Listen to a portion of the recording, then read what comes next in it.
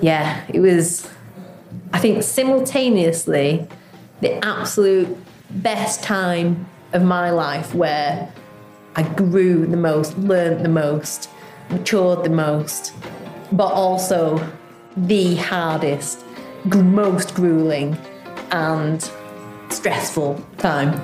Like, I wouldn't ever take it back, as hard as I know it was.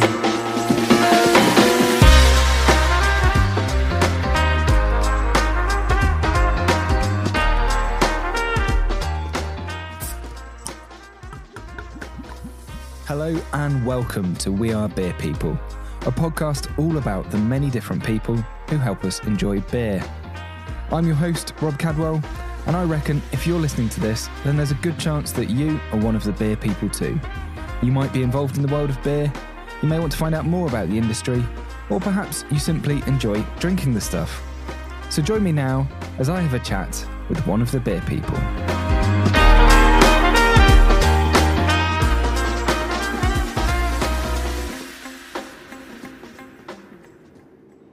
So today I'm heading to Staines and to one of the local pubs of Hayley Pearce, shift brewer at Siren Craft Brew.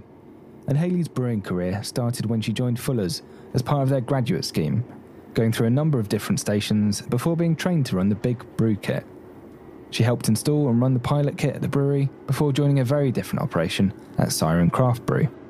Along the way, Hayley has, in her words, had to figure out her way of doing things in breweries that have often been built around men, with processes, tools and designs that haven't changed much in generations. And Hayley's been a proponent for opening doors and removing obstacles to help open brewing up to more people that might otherwise be put off. And this is part one of a two-part episode. In the first part, we focus mainly on Fuller's and the earlier part of Hayley's career, whilst the second part picks up when Hayley joined Siren Craft Brew. So, join us as we have a chat with one of the beer people.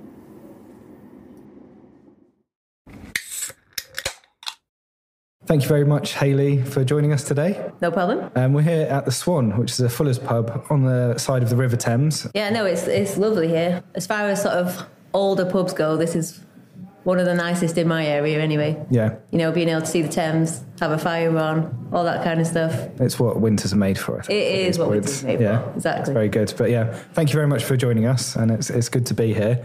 So where have you been today? So I was on the early shift at Siren Craft Brew today. I've been on what we call the cellar shift.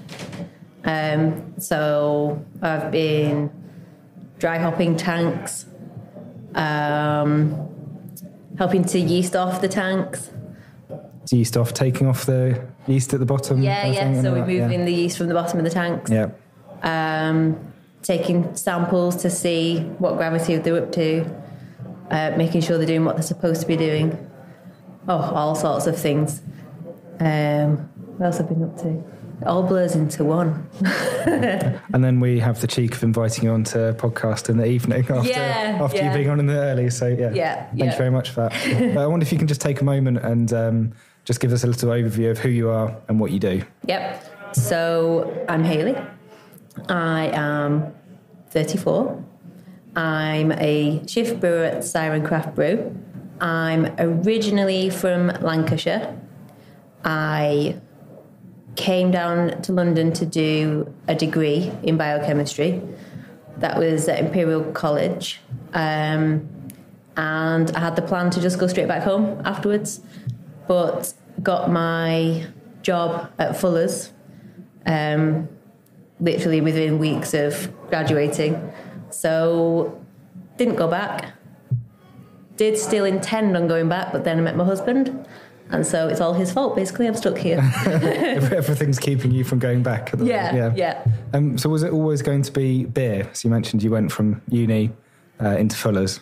Not necessarily. I enjoyed beer and I enjoyed homebrewing. I used to homebrew with my dad. But I hadn't really thought of that it could be a career. I was in my final year at uni and I was working in the labs and I was looking at all sorts of different options and different sort of ways into trying different roles because I didn't know what I would be good at. And I found all sorts of different graduate schemes. So some with like NHS, some with like pharmaceutical companies, that kind of thing. And I'd been on a trip to Fuller's as part of my degree. And it really got me thinking about how my hobby and my degree were actually really closely linked together, because I'd never really put that link together before. But when I was thinking about actually brewing's a biochemical process and the yeast and all that sort of stuff, that got me thinking along those lines. But I still hadn't got to a point where, this is a career path. I didn't really know how to put the two together. And then as I was looking through graduate schemes, I just happened upon an advert for Fuller's graduate scheme. And I was just like, ooh, what's this? And went through and it said, you can spend time in all different departments and then you can specialise in whatever you're interested in. And I'm thinking, yep, okay, this is what I want. Awesome. I thought it was made up at first, maybe it would just be something that wouldn't really lead where I wanted to go. But going through it, I thought, no, I'm pretty sure I can take this somewhere. So, I went through a really long selection process for it. Took months, all these different things that we had to do. And it was only the second year's worth of intake as well. So I didn't really know much about it. And then, in the end, they were only supposed to take 2 of us in, but they just said that the applicants were so strong, they took 3 of us in. And then didn't look back after that. Fantastic. I guess at a homebrew level, your first thing isn't thinking about microbiology of what you're doing. It's just, will this make beer at the end of it? Not even will this make beer. It was kind of more like, will this make something that's drinkable? That's right. It So the might bar was not even lower. be beer. It might just be something that vaguely resembles beer and is just about drinkable, and won't turn your stomach or make you ill. That's good. But it must have done all right if it didn't put you off the path of going into brewing then at that point. We didn't have the greatest success rate, me and my dad. Temperature control for one was a massive problem. I remember having these big plastic tanks of beer in my bedroom, and I was trying to keep them warm. As you do, yeah. And so I put my own ski jacket over around the tank to try and keep it warm. And I'm obviously sort of trying to sleep, and I can just hear this thing in the corner of my room blub, blub, blub, blub, blub, blub, blub. And like you've brought a creature in. And stinking as well. Just letting off gases. Yeah, making all the noises and all the smells that it was probably not supposed to. And Mum was like, are you sure you're all right with all this sulphur and stuff in your room?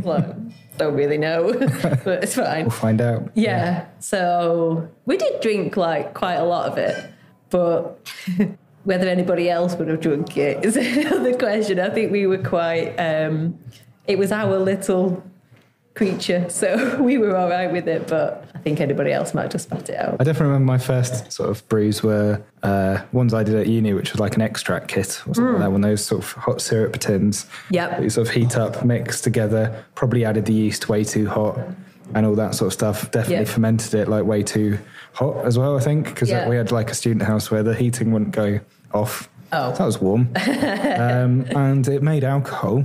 So that's something. That's but I definitely don't remember much about it and threw a lot of it away. And then the difference for me was then going into all grain and nerding out on stuff a little bit more to go, right, the fermenting bit, which I pay no attention to, is actually really important. Yeah, exactly. That's where you're going to, if you're going to form sort of off flavours and things like that or drive them off, then you've got to get that's it right. That's the time. That's the moment. So, I think that was the biggest struggle with homebrew. Just until you've got a fairly reasonably well-controlled kit, it's just so hard to keep all of your variables where they're supposed to be.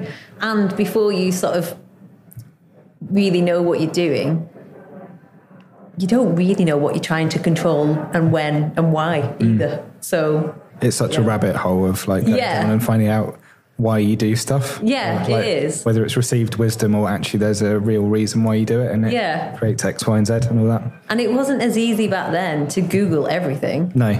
You know, Google was almost in its like infancy back then. And so anything that my dad tried to pass down to me, well, he probably just mostly made up. So, you know, well, neither of us like died, so. That's right, you're here to tell the tale. Poisonous, That's yeah. What doesn't kill you makes you stronger. That's it, yeah. Probably not true from a microbiology point of view, but no, we're still here. So yeah, we never did figure out what it was that made my dad's eyelids flaky, but...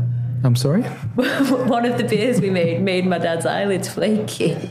Really? Yeah. We couldn't figure out why. Yeah. It was just the weirdest thing, but we didn't put two and two together at first. My dad was just like, I've got some sort of like weird expert or something on my eyes. And then we wouldn't drink in the week and it would clear up, and then drink in the weekend and it would come back. And then everyone, wait, hang on. Every time we do this. Yeah, every time we drink this beer, your eyelids go weird. So, a full sensory experience. And yeah. Well, fair play. Oh. So you're in Fuller's then. What were your first roles you were doing when you were at Fuller's? So I joined on the graduate scheme, which meant we all went on 6-month rotations, or they were supposed to be 6 months, but it depended on what you were good at and what you were passionate about. They could change the length so that you would still get some input and to see things, but spend more time on the things you were really good at. So I started out in what they called Green Team.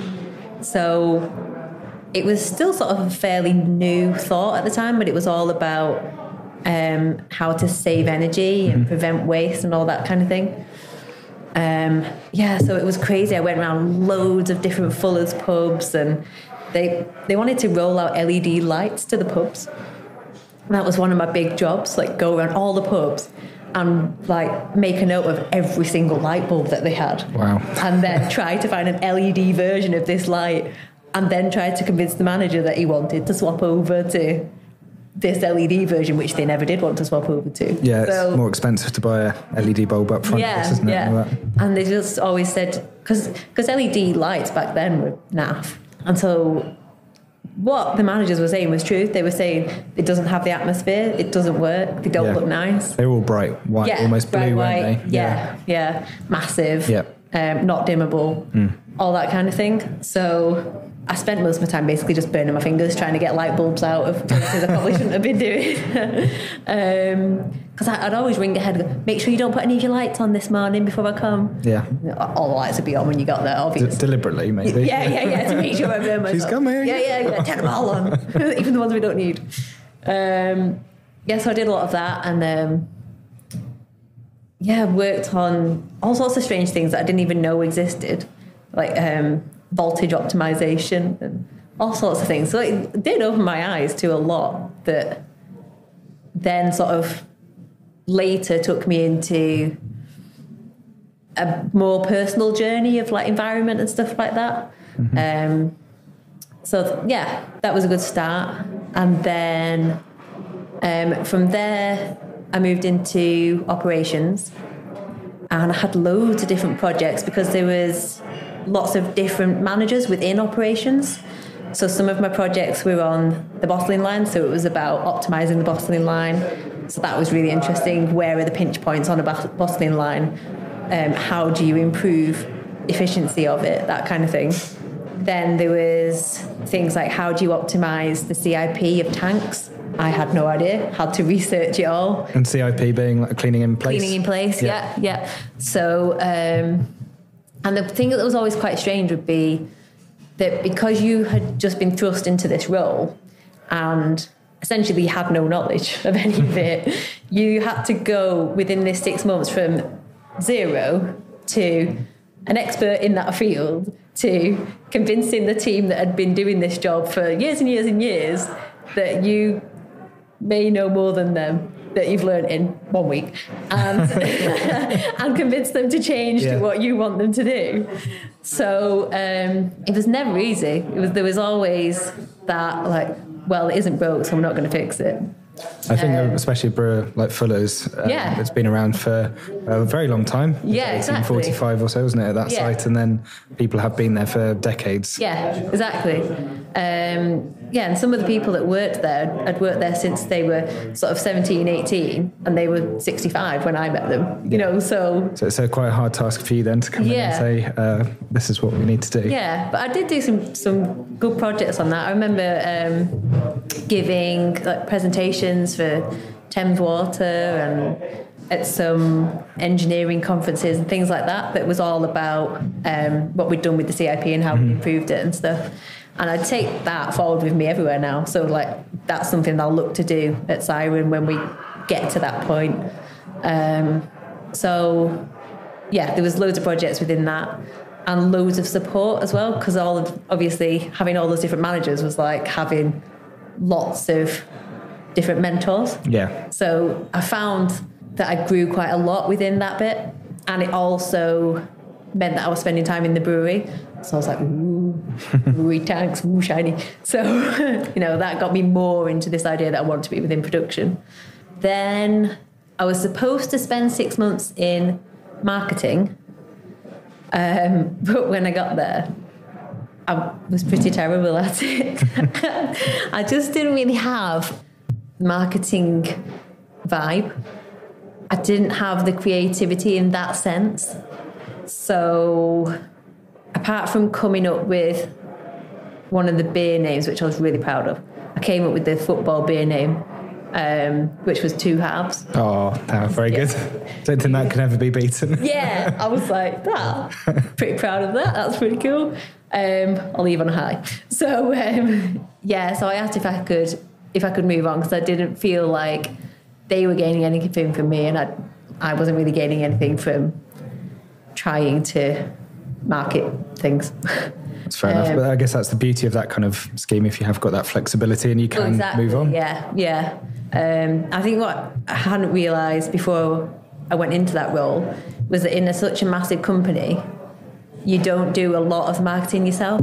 A lot of it is send an email to this person and tell them what you want, and then wait for them to do it for you. So I moved on from there to purchasing, and that was partially swung by me because I wanted something that would take me back towards production. So being within purchasing meant that I could work on, for example, who would do our canning. So because Fuller's don't do their own canning. Mm-hmm. So working on the projects with the guys that like ran the bottling line and stuff like that.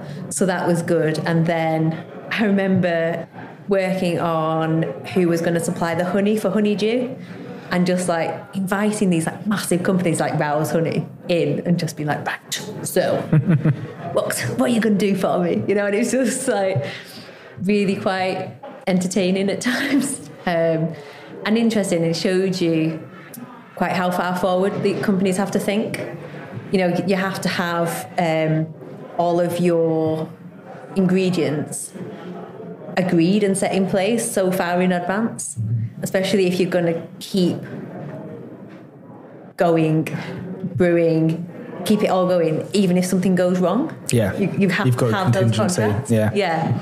So that was quite eye-opening. Yeah, I guess things like hop contracts and all that sort of stuff are years out, aren't they? Yeah. The grain, it's all got to be grown, and the farmer needs to know that they've got a customer for it when it's grown and all that sort of stuff. Yeah, exactly. And I didn't realise that until before then. I also didn't realise how much I like going to the races either. It was all right when it was free. Yeah, I think that's the thing, isn't it? Yeah. You're not losing anything as well on those days. Yeah. You're fine. That's very good.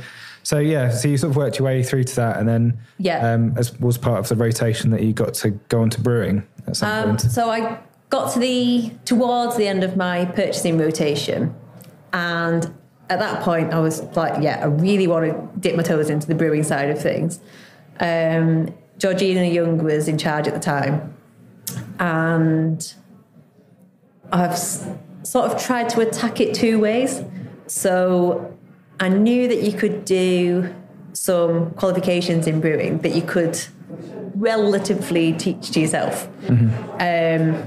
So I thought, right, well, I'm going to start the first one. So I started doing my certificate in brewing while I was still in purchasing.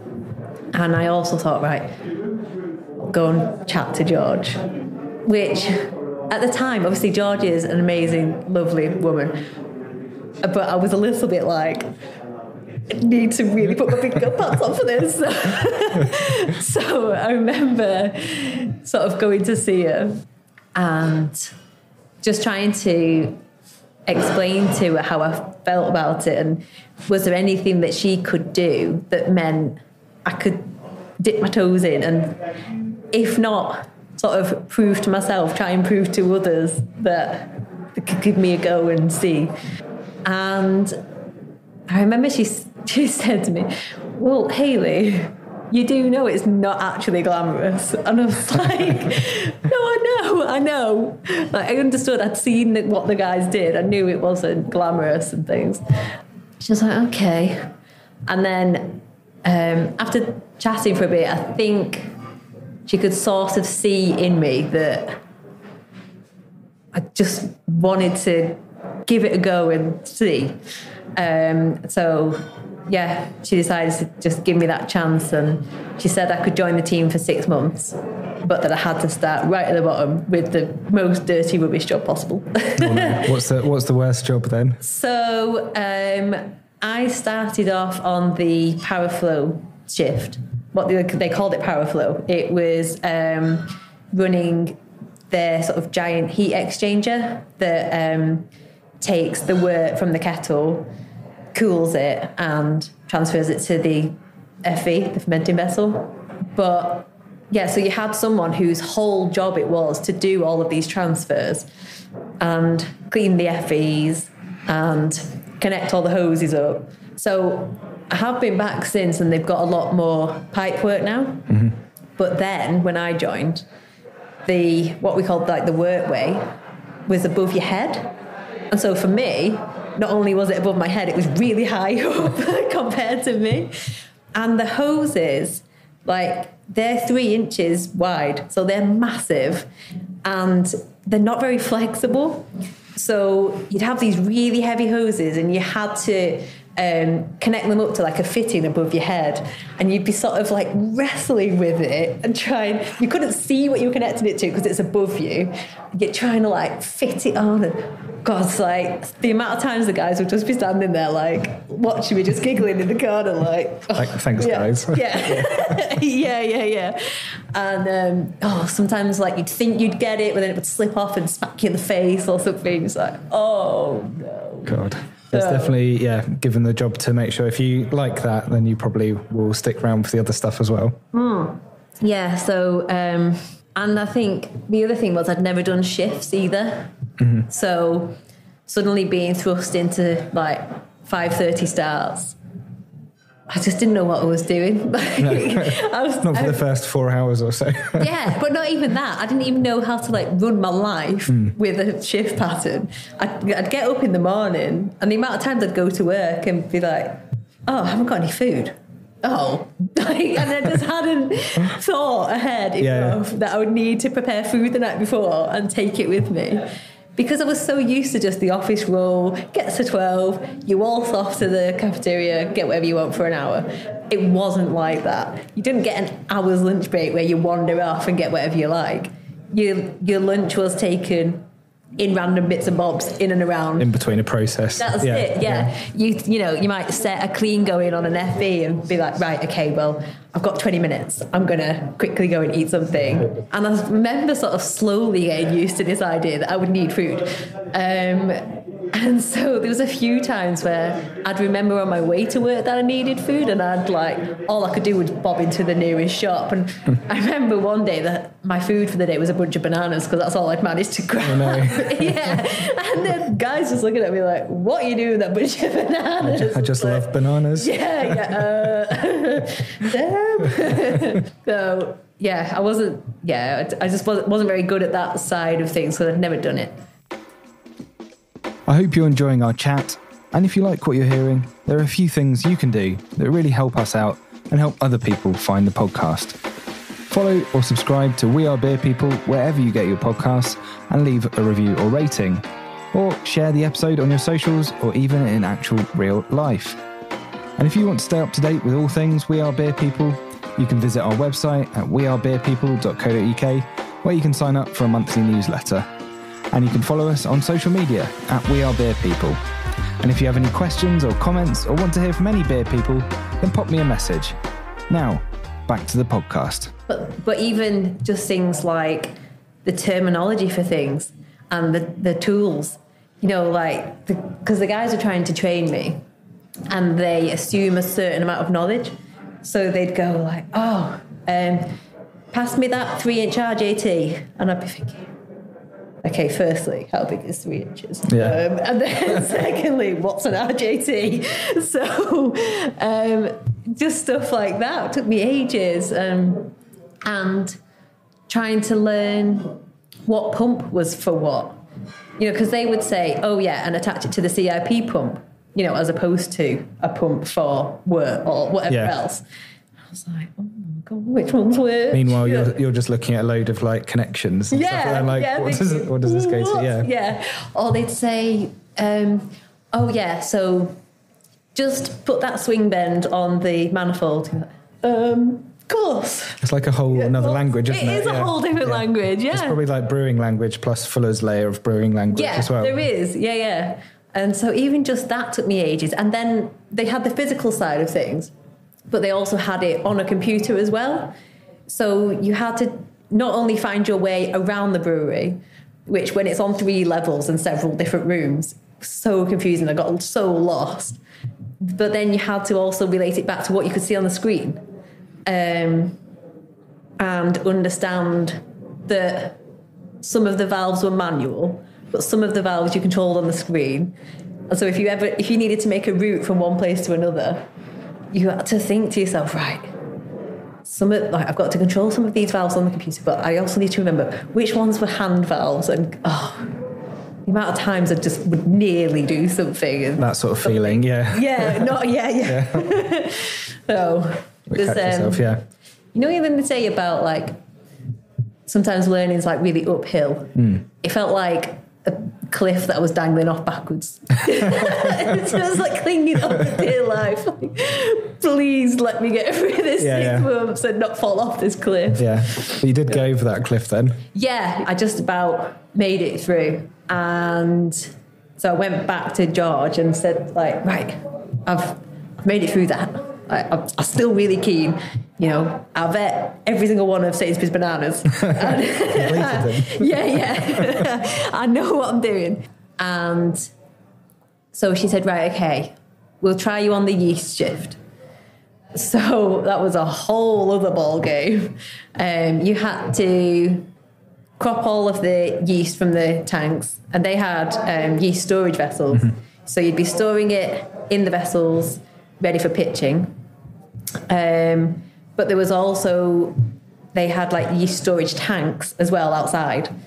So you'd be cropping from FEs into yeast storage vessels.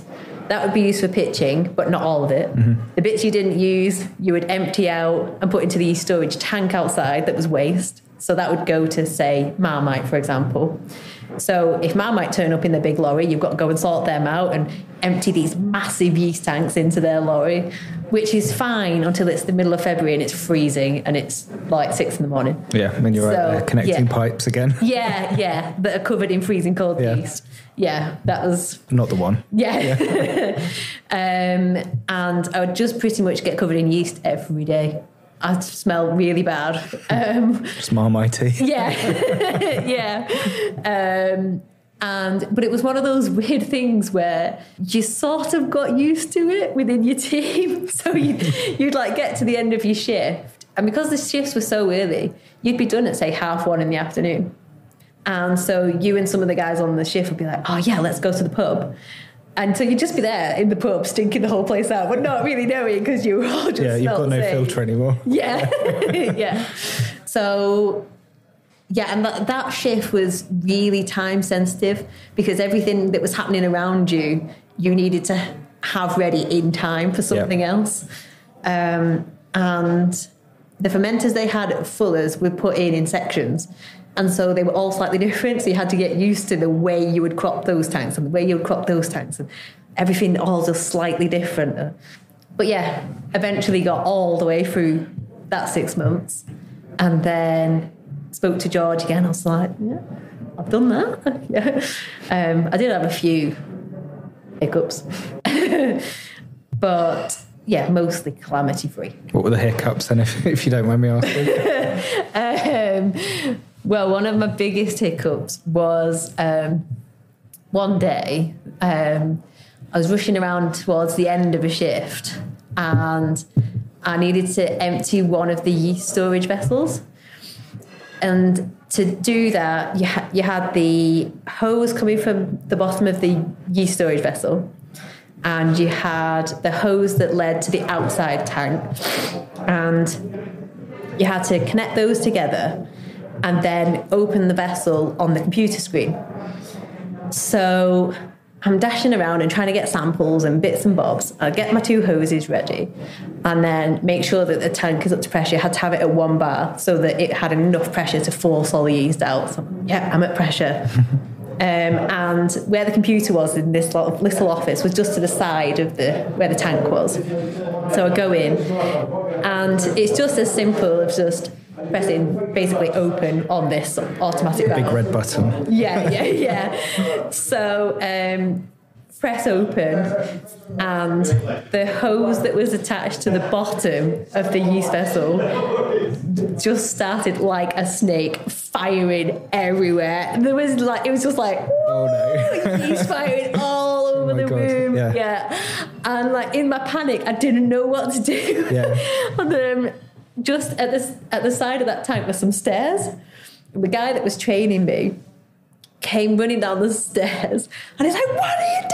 And I'm just like, oh. And he's like, close the valve. And I'm like, oh yeah. So we're like, close the valve. But by that point, I mean, it must have only been, I don't know, 5 seconds. Yeah. In slow motion though. Yeah, all in slow motion with me feeling like it was about 10 minutes worth of firing yeast all over the brewery. There's now a snake in the brew house. And it was everywhere. It was all over the ceiling, all over the walls, all over the tanks. Oh my God, yeah, 1 bar's going to do that, isn't it? Just shoot it everywhere. Yeah. Especially out of it was a 1.5 inch hose. So it was just... Yeah, there's some hydraulics involved in that. Yeah. So, oh God.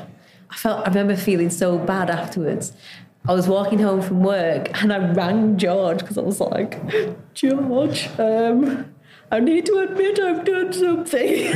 Because I just thought, I better just tell her. I just need to cleanse myself of this. So, yeah, and she was just not actually that bothered. She was like, have you washed it down? Have you now closed the valve? Yeah, exactly. Yeah, no, she was just like, have you washed it down? Yeah. I was like, yeah. She's like, all right then. Well, yeah, these things happen. See you tomorrow. That's it. So I was just like, oh, okay, fine. Phew. It's quite an experience though, and probably something that makes you think every single time now when you're doing anything similar. Yeah, definitely. Because there's always that mantra of making sure you have understood what your route is doing before you actually open any valves. So I still do that now at Siren. I'll start at the end of my route, go all the way back to the beginning and make sure, have you got all the right valves open? Does it go where you think it's going? Because it doesn't take much to just... No, to have a valve pointing one way than another or something like that. And I guess every brew house is so different, so bespoke. Yeah. You could be an expert at Fuller's. Yeah. Go to another brewery and everything's completely different. It might even be a smaller brew kit, but it's got, completely different connections, different software, different kind of terminology, all that sort of stuff. So you have to learn that again. Yeah. I was surprised actually how much I had to learn, because I thought, well, I've been at this 11 years now. Pretty sure I know what I'm doing, but Fuller's must be a good place to learn. Turned up at Siren and I was just kind of bombarded with new stuff. Again, even just the terminology is different. So where the brewers are trying to explain to you, well, this is how we do this process. Where we would say, for example, at Fuller's, we'd say we were recircling the wort within the mash tun, so to clarify the wort. And at Siren, they were saying, oh, yeah, so in order to do the Vorloff, a Vorloff? What is this strange very thing? exotic. Yeah. But it just depended, I think, who had set that brewery up and who had taught the people that worked there and what they called it. So it's the same process, but they just had different terms for it. And then where I'm used to calling the power flow all the time, they have heat-ex. And you just get so... You knew what they were. You've got to adapt, though, so you're sort of, like you find yourself in France or something and you need to quickly learn the language there. Exactly. Yeah. I think I sort of thought going from big to small would be relatively easy, but I think it's harder. I think probably going from small to big would be easier. I think I sometimes feel like I sort of did my career backwards.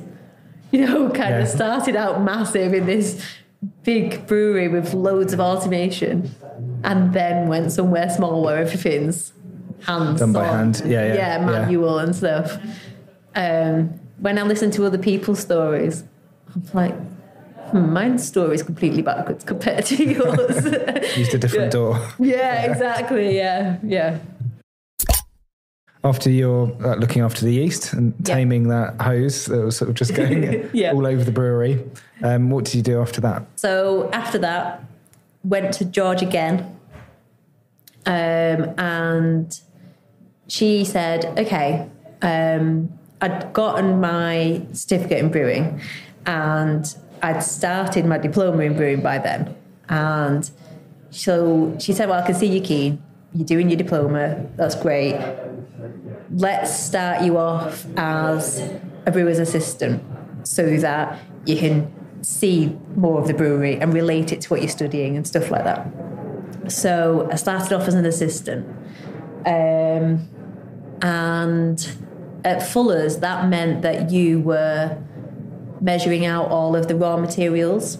So you would measure out all the hops. You'd be in the hop loft for hours each day, because you were measuring out hundreds of kilos of hops into these giant buckets, and all the sort of powders, so like yeast bit and stuff like that. You'd be measuring all that out, but it probably sounds fairly simple, but when there are so many different hops, and the first job is just like, right, where is this hop? Going round. Try and find that. Is it a fridge or a freezer kind of thing? In a fridge, yeah. Spending a lot of time in a fridge then trying to find a hop. Like a giant walk-in fridge. Yeah. Which was delightful in summer. If you were too hot, it was great. Yeah, just duck into that. If you were already cold and you went in the fridge, it was even more cold. So once you'd found the hops, then it was a case of, right, okay, how much do I need? And you'd often need boxes and boxes of hops, and they're 20 kilos at a time, so you'd be like, right. It's probably up and downstairs at this point, is it? Or? It was all on a flat within there. Yeah, that's good. But you sort of, these boxes are quite unwieldy. They're really strange sizes and shapes. These like big long rectangles, and so for me, I was kind of like, how am I even going to carry this stupid big box? And take it over, and then you had your big bucket on the weighing scales and weigh it all out. Yeah, so it'd take you a long time because you had to weigh out 4 brews worth of hops, so all of the next day's hops, and tick it all off as you're going along. That'd be part of your job. And then another bit was when you do the milling, and a lot of the milling, to be fair, came from a silo. So like the main pale ale malt was in a silo, but then there were speciality malts that you had to add by hand.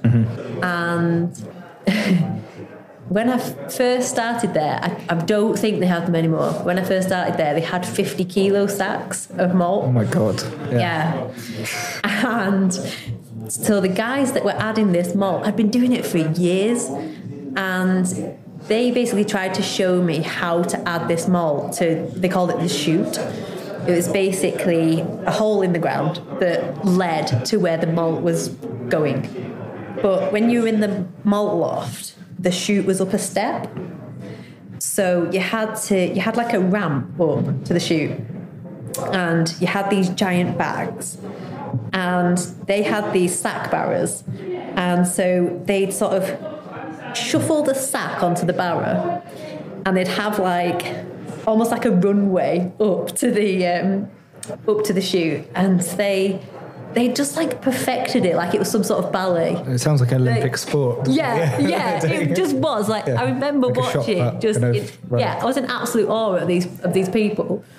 Because back then as well, the bags didn't have like pull tabs like they have now. They were just this weird string thing where you had to know exactly which string to pull, otherwise it wouldn't open the bag. I know the one you mean, actually, and you end up making it worse if you can't pull anything. Exactly, so you're just there with scissors or something. It's the only way. So they would they'd have a knife and they'd just nick a little bit of the string. It would magically come apart. Yeah. Just pull it. Easy. And then they'd rock the whole thing sort of back and take a run up at the chute. And they'd get to the perfect bit of the ramp, stop, and just sort of flick the whole barrow, and the bag would just almost in slow motion, just into the chute, and all the malt would just magically fall into the chute, and then all they had to do was just grab the bottom of the bag and shake a few left bits in, and that was it. I was wow. Like a tablecloth, just done. Yeah, exactly. I can't imagine that going past any health and safety these days. The process video for this is what you need to do. Yeah. What? So they were trying to teach me to do that. But I was terrible at it. Yeah. I didn't know what string I was pulling, so I was constantly trying to figure that out. Then I didn't know where to stop on the ramp, so I'd either stop too soon and the bag would just go on the floor, malt everywhere, or I'd stop too late, and if you overshot the chute, the malt went all over the stairs behind the chute. Oh, good. Yeah, so there'd be malt just cascading down the stairs. Oh. The stakes were very high then, weren't they? Yeah, exactly. Yeah. So anyway, sorry, that was one of the other jobs. I'd say they were sort of the bulk of the jobs, and then the other bits were sort of then moving stuff around. So when you measured hops out, for example, in the morning you had to go and get them all from the hot loft and put them in the lift, which was a whole different debacle, trying to do hot bucket Tetris into the lift, and get them on barrows and take them all the way around to the brew deck. Oh, and I kept spilling them on myself. Oh, first yeast, now hops. Yeah. I was constantly covered in basically beer at this point. Yeah. Because there was ramps everywhere, and it took me ages to figure out my own way of doing stuff, and I'd be just constantly trying to copy the guys. So, for example, I'd be going up a ramp with a barrow with big, massive buckets of hops on. But because I'm so short, by the time I get the barrow halfway up the ramp, the buckets are kind of horizontal, so they would just fall off and the hops would go all over me. I did eventually realise I could just walk backwards up the ramp and didn't have to go forwards, but I didn't know that at first. No, but I guess it's all those, why would you? There's all these processes that are been in place. They've used them for decades. They've always worked, and you're now encountering times when it doesn't work. Yeah, exactly. Yeah, I don't think they'd ever had to teach someone quite so small before. So, that was quite interesting, coming up with my own versions of stuff. And the amount of people that would go, it's easier if you just push it forwards. I've tried that, don't worry. This is my way. That's great. So that was as a brewer's assistant? Yeah. So did that for 6 months, carried on with my diploma. And then, so I'd got 2 of my diplomas modules through by them, and then they said, right, okay, you're ready. we're gonna train you on the kits. Yeah. And I was just like, oh my gosh, yeah, the best thing ever. So, but it was really funny because the stuff I remember from those sort of first days were probably not all the things I was taught. It was all just like odd things, like that one of the brewers that taught me used to cook his breakfast on top of the mash tun. Just random I'm stuff sure a long time ago. Yeah. Wow. Yeah, he would just like have his breakfast in some foil and he'd just be warming it up on the mash tun, and it's just stuff like that. Well, that's saving energy, isn't it? So, well, there you go. He's not using energy elsewhere to do that. Yeah. And just sort of remembering that I'd be there at 4:30 in the morning, trying not to fall asleep, trying to listen to all of this knowledge that they're trying to pass to me. Yeah. And just like, absorb don't it sleep, all. don't sleep. Try and soak it all in. Be a sponge, but not a sleepy sponge. Yeah. So it was sort of fun but intense at the same time. And I think the volumes that we were working with, it gave you that pressure feeling of like, don't mess this up. This is a lot of beer. Yeah. Like if you do this wrong, you've made a real big mistake. So, I mean, it wasn't stressful in that way, but there was just this feeling of like, you know, you're not messing around it. This is big. And I remember on my first day of being taught, they'd taken me around all the different vessels and things. And then they showed me into the, they call them coppers, Siren called them kettles. So they showed me into the copper. And I looked down, and even though I'd already knew how big the coppers were because I'd seen the bottom of them and I'd seen the top, looking down into it, I just suddenly realised the enormity of this tank. And I was like, jeez. Like, thinking about it, of course they're that massive. They're on 3 stories of the building. So, of course, they're ginormous. But when you're at the bottom of the copper, you can only see the bottom and then the ceiling of that of that room. And when you're at the top, you can only see the very top and then the floor of that room. Yeah. So it's only when you actually look into them, you're just like, wow. Yeah. This is ginormous. Yeah. And I'm in control of it. Yeah, exactly. How many, what size was the batch that you were doing? So you do up to 596 hectolitres in each copper. But if you were doing a party gal, you were using both coppers at the same time. So, yeah. Just sort of spinning plates there. Yeah. And, I'll tell you that, that confused your mind, party guiling. It's amazing, actually, when you get used to it. It's such a amazing way of brewing.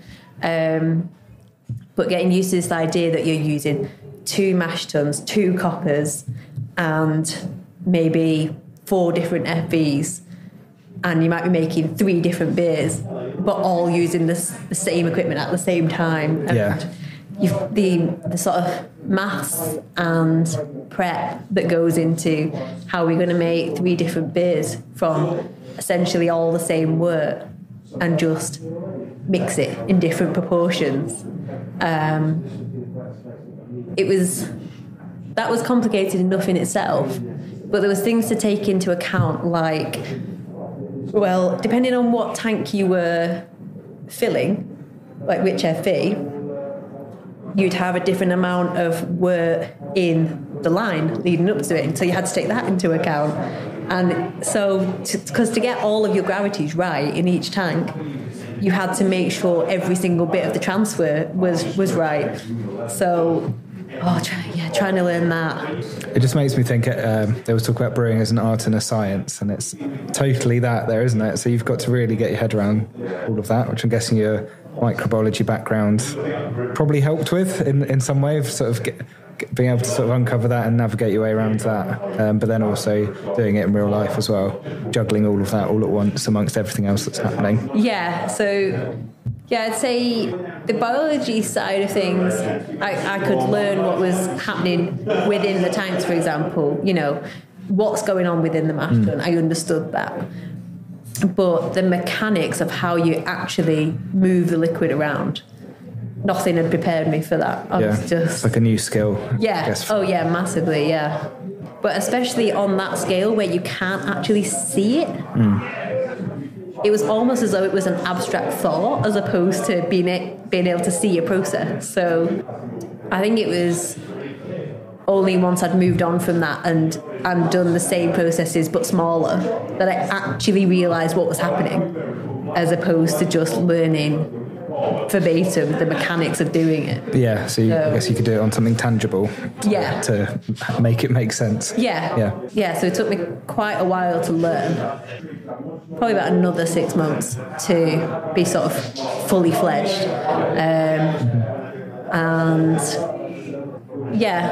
So once I got to that point, I was pretty comfortable. Nothing can phase you at that point. Yeah. Do Tools party would goals. come round, and you'd be like sort of spinning templates, and the tools would be like, oh yeah, what are you brewing now, and blah blah blah, and asking you all these questions, and you'd just be like chatting away, and but still on top of everything and all that. Whereas I guess if that had happened in your first week or so, you're not in a great place. I just had a meltdown, I think. But it's a little bit like, when you learn to drive and you just feel like you haven't got enough heads or arms or feet or minds. Yeah, you can't speak at the same time or anything like that. You just have to focus and do it. Yeah. And that doesn't always help. No, exactly. But then eventually you get so used to driving that you're also singing along to the radio whilst planning your dinner, thinking about what washing you need to do, what you're doing at the weekend, and all of these other different things. It became like that. Yeah. You sort of become completely fluent in it. Yeah. It does show, though, I think, why the brewer's assistant's so important. So if you're focusing on all these things, you really do need the hops to be measured out, all of your additions and all that sort of stuff to be there. So that person is invaluable as well, sort of to make it all work together. Yeah, it was very important. But also, as a brewer, you had to be careful not to become complacent that person was doing all of this stuff for you. Because you might sometimes get an error. So the assistant might weigh out the wrong hop, or the right hop but the wrong bucket, or something like that. So within this day where everything was time dependent and you were dashing around like a mad thing, you had to also stop and open this bucket. Is this target? And you couldn't tell all the hops from all other hops, but there were certain ones where you could be pretty sure, like, that's definitely target, or that's definitely Fuggles, or that sort of thing.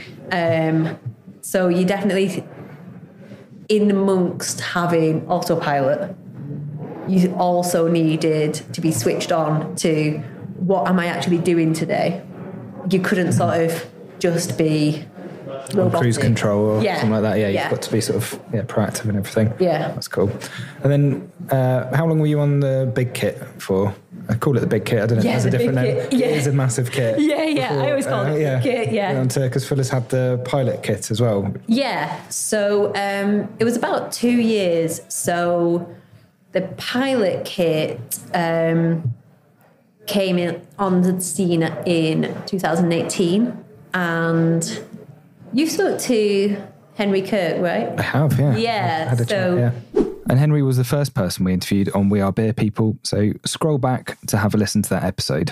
At the time, he was my team lead, and as far as I understood, I thought he was going to run the pilot kit. So I was just carrying on as a shift brewer. I don't know why I thought that's what was happening. I don't think anybody actually told me that. I think I just assumed that because he was team lead, he would be sorting that out, especially because he wrote recipes and stuff like that. And then, one day I was just doing, I was on shift and I'm dashing around, and I happened to be in the office because I was filling the book out the recipe book. And at the time, the brewing manager was Guy Stewart. And he just called me into his office. It's like, oh, have you got a minute? I'm fucking, not really, but right, yeah. I'm doing 10 things at once. Yeah, I am spinning all these plates, but I have 30 seconds. Yeah, so I'll go into his office, and he's like, can you sit down? I'm like, oh, no, I'm in trouble. What have I done? And he said, oh, Hayley, how do you fancy a holiday? And I was thinking, oh, I'm not going back to Tenby. No. Well, like, they'd sent me to Wales, and I'd been to, where is Tiny Rebel? Oh, Newport? Yeah. And, but I'd gone to other places, I'd been to Tenby. Yeah. And they'd sent me there previously. They call that a holiday as well, when they were sort of introducing it. Yeah. Do you want to go there? Do a little recce on how they run things and stuff. And, yeah, I was like, oh no, I'm not going back to Wales, no. So I was like, and he was like, no, like a proper holiday this time. And I'm like, okay, there's definitely a catch. What's going on? So I'm just like, okay, yeah. And he's going, right. So the pilot kit? Yeah. Right. Well, we've been chatting. And we've decided that you should be the brewer that helps commission it and then run it. And I was like, what? Wow. Yeah, what are you talking about? Me? Like, and obviously I didn't say that because I was just trying to keep it all in my head. Yeah, freaking out. Like, I have no idea what you're talking about. And I remember it was so funny. Sometimes your mind just feeds you these little stupid things. So somehow in my mind, a weird bit of it decided to go through an entire catalogue of have you ever commissioned anything before? And in amongst my panic, my brain was just going, don't worry, don't you remember last year you built that Dyson all by yourself? Perfect. I was like, yeah. What's the difference? Dyson, yeah. That'll be fine. Thanks, brain. Yeah, thanks for that. Perfect. So obviously, my heart's going a million miles an hour and I'm panicking. But on the outside, I'm just going, oh, great. Oh, well, what an opportunity. Thank you very much. Yeah. He's going, yeah, so your first job is you need to go to Bulgaria. You're going to go to the factory where they're building the kit. We've got all these papers that show you how the kit's supposed to be, and you've got to go and check. Make sure that it's all going to plan. I'm like thinking, cool. I don't know how to do any of this. Help. But yeah, on the outside, I'm just going, wonderful. Like a swan. Yeah, appropriate for the pub we're in. Yeah, I mean, yeah, you could say a swan. Probably slightly more panicky than a swan. Just on the outside. But yeah. But also, there's also this part of my brain that's like, I really need to get back to the brew. Like, stuff's happening over there. Time's ticking. Yeah, exactly. I've been more than 30 seconds now. So I'm just like, oh, okay. Wow, what a wonderful opportunity. This is great. And I feel like the next sort of month of my life was just a massive blur. Just trying to come to terms with this ginormous beast I'd just been handed. And yeah, it's just, I remember sort of texting people within the industry that were, my friends, that were more experienced than me, and just being like, you're never going to guess what. This, oh my gosh, what am I going to do? Have you ever done this? What do you do? And yeah, just people just being like, it's okay, and eventually I got to know the team better that were working on it. So George was there. So, it wasn't like I was all by myself. Yeah. George was there, and there was one of our project engineers. So he was there. And then the guys that were building the kit. So they obviously all knew what they were doing. So it was less scary with time, but still the most mammoth thing I've ever taken on in life. Yeah, definitely. I mean, we've called it a pilot kit, but it's pilot kit by Fuller's standards. It's ginormous, isn't it? It's still, it's 15 bigger than hectoliters. probably a lot of, smaller breweries, craft breweries and things like that. It's huge. Yeah, definitely, yeah. And not only that, it was built to be as close of a replica to the big kit as possible. So it had loads of stuff on it that you would not put on a 15 hectolitre kit. There was just no reason to have it other than because they wanted to scale up from small to big, they wanted it to be as similar as possible. But that meant, like, instead of it having a hydrator, it had a steel smasher, which was like the most ginormous thing you've seen because they don't make them for 15 hectolitre kits. So it was like this giant steel smasher going into this tiny little mash tun. So a grist hydrator combines grain with the hot liquor as it's added into the mash tun. And the idea is it's mixed together at this point to avoid any clumps of grain forming that would mean you get less out of your mash. And the steel smasher, as Hayley says, is like the Rolls Royce of these. It often uses a big auger that turns to mix all of the grain and water together uniformly, but is often a lot larger. It had its own external work boiler, which a lot of small kits don't have because they just use the steam jacket of the kettle. So, yeah, loads of things had its own mill and its own grist case and absolutely everything you could control to the nth degree so that it was as similar as possible.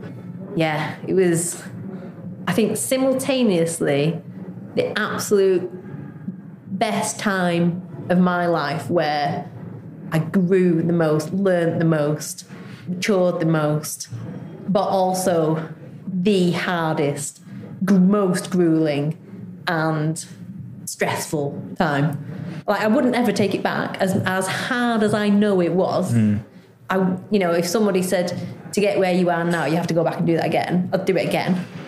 But when once it was installed and I was the sole person running it, there's nobody to pass it. It's not shifts. You can't pass it on to the next person. Oh, I haven't quite had time to do that. Can you pick this up or whatever? It kind of stops with you. Yeah. At that point, yeah. Yeah, and you've got an amount of work you've got to get done.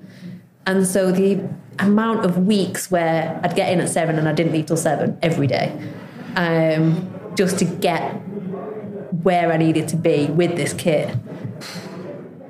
And at the same time, I was trying to do my final diploma module, which I'd signed up to not knowing I was going to do the pilot kit. Just everything happening all at once. Yeah. Now. I'd also just bought my house with my husband, was my boyfriend at the time, and it had no heating, didn't have proper electrics, and it was February.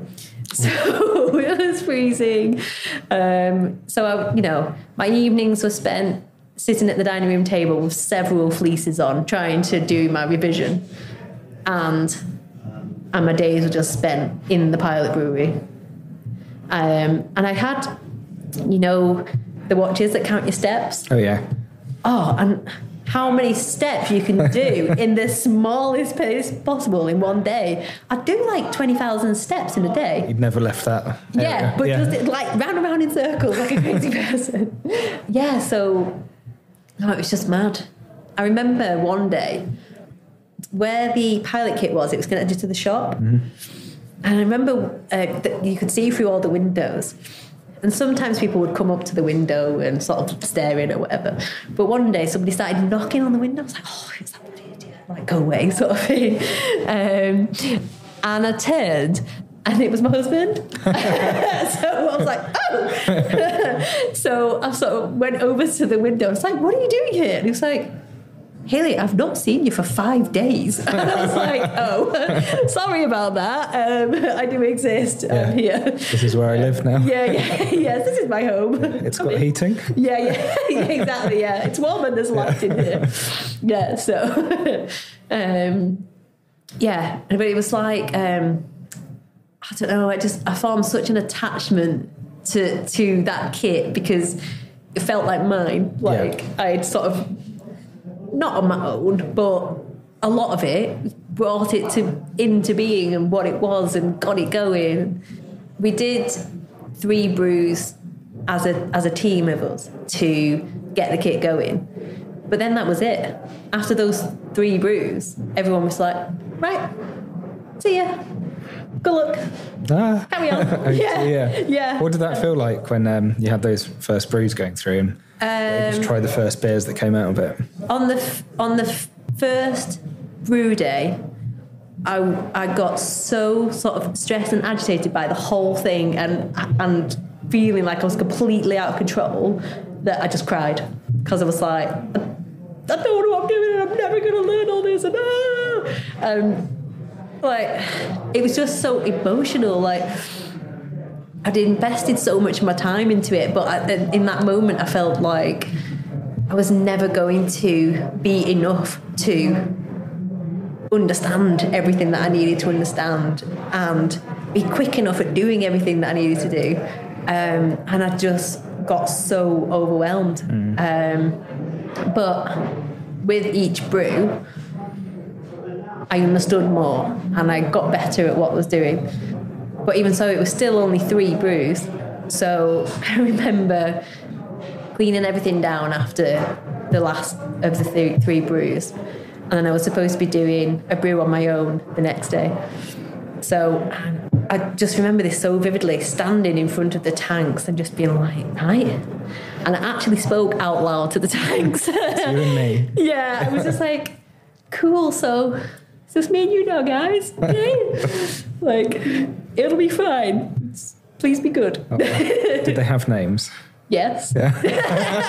Some of them did, right, yeah. So actually, one of them, so I'll have to tell you a bit of the backstory. This, because one of the names comes from my husband.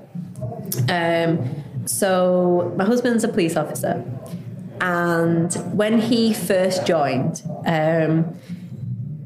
him and the guys that all were on response team together, they'd often have to respond to, you know, the drugs and whatever on a Friday or a Saturday, like that kind of thing. And they would always get the same thing where someone would be going, oh, you're hurting me, but I want to make a complaint. What's your name?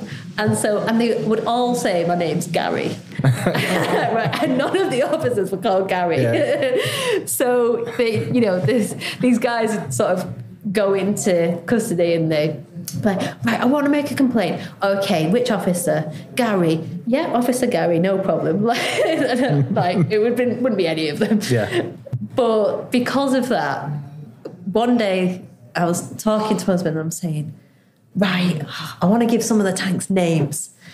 And so I was going, what about the copper? What can I call the copper? And he was like, you're for real? It's a copper. It's got to be called Gary. And I was like, oh yeah, obviously. 100%, yeah. Yeah, so the copper was called Gary. Yeah, fair play, yeah. And then the other tanks, so like the FEs, each time that I did a brew, like in collaboration with other people, I would be like, okay, well, your brew is the first brew going into this FE, therefore you get to name the FE. And so it became away all this that responsibility.